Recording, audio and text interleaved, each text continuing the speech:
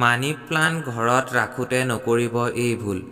মানি plant ঘৰত ৰখাৰ নিয়ম লগতে কোনটো দিশত ৰাখিলে ধন সম্পদ বৃদ্ধি পায়।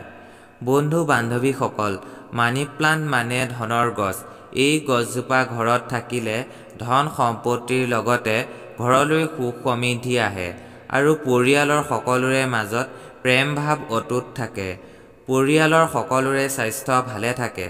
কিন্তু এনেকুৱা নহয় যে যাৰ ঘৰত মানি প্লাণ্ট আছে তাত সুখ সমৃদ্ধি হ'ব। কেতিয়াবা এনেকুৱা দেখা যায় যে কিছুমানৰ বাগিচাত বাৰান্দাত বহুতো মানি প্লাণ্ট আছে, কিন্তু সেইখন ঘৰত ধন সম্পত্তিৰ লগতে ঘৰলৈ সুখ সমৃদ্ধি অহা দেখা নাযায়। এতিয়া আপোনালোকক মই মানি প্লাণ্ট ৰোৱাৰ নিয়ম কিছুমান ক'ম, লগতে ক'ত থ'ব আৰু কোনটো দিশত ৰুব। প্ৰথম, যেতিয়া আপুনি মানি প্লাণ্ট ৰুৱে তেতিয়া সুখ সমৃদ্ধি থকাৰ ঘৰৰ পৰা আনি ৰুব লাগে।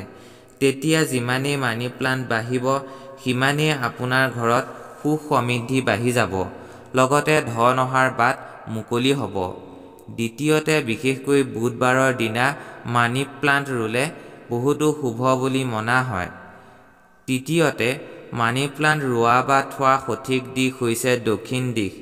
দক্ষিণ দিশৰ দেৱতা গণেশ আৰু এই দিশৰ প্ৰতিনিধিত্ব শুক্ৰ গ্ৰহে কৰে। অৰ্থাৎ শুক্ৰ গ্ৰহক ধন সুখ সমৃদ্ধি গ্ৰহ বুলিও কোৱা হয়।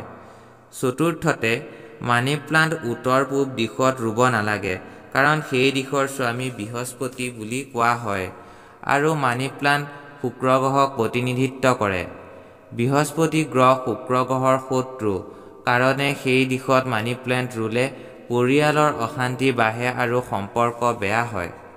মানি প্লাণ্ট আপুনি ঘৰৰ বাৰান্দাত থ'ব পাৰে, কিন্তু কেতিয়াও শোৱনি কোঠাত থ'ব নালাগে।